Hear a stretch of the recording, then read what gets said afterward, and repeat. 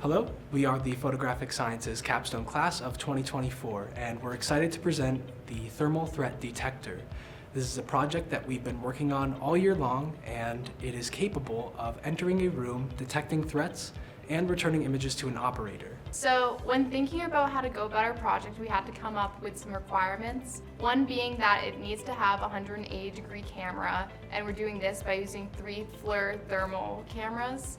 Another requirement is that there should be minimal sound so the threat in the room does not easily detect the vehicle. Another requirement is that the system needs to be on the ground. As you see, our system's on wheels. And then it should be able to operate manually. So this way there'll be a user at least a wall away that will be able to operate and move the vehicle, being able to capture the threat. Another important requirement for our project was for the device to work in low lighting conditions. I think that the hardest part about this project was really knowing where to start. There was a lot of research that went into every purchase that we made and every plan that we proceeded with, and we wanted to ensure that everything that we bought was compatible with each other. So it was just a little difficult to get on that track and make sure that everything was going to flow together as one in our end result. This project was a pretty big challenge from a software perspective, just because there's a lot that had to happen behind the scenes after the user turns on the vehicle and logs into the GUI. There's a lot of integration that needs to happen with the cameras aligning with the GUI, having the live view display the video to the user, and having the user be able to control a car all at the same time. One of the most important responsibilities for the software team was creating the GUI. So the GUI is our Python code for the system that is providing our visual for the data that's coming from the cameras, and it implements features such as live view, vehicle controls, object detection, and image stitching. With the GUI, the user engages with the components of the hardware team to capture a stitched 180-degree thermal image. So the integration of the two teams was crucial to the success of the project. Being on the hardware team, some of the responsibilities that we were tasked with was being able to choose a vehicle that would work well with having limited noise, being able to drive throughout a room, and as well as creating the camera mount with 3D printing and choosing the cameras to be used for the project.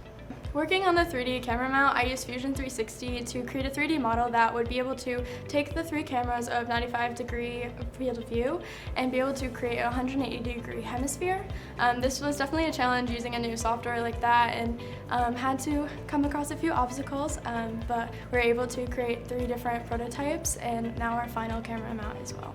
Some of my favorite parts of the project so far has been being able to work hands-on with the project, so when we were mounting the cameras and being able to run tests on the actual chassis as well as the camera field of views.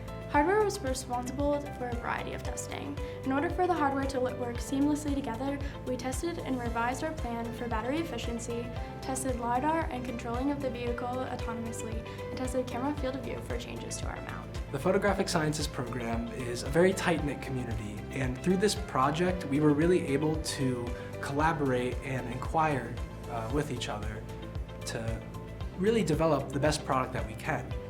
I am very glad that we were able to come together as a group because we've been together in our classes for the past 4 years, and we were able to really collaborate on this project very well.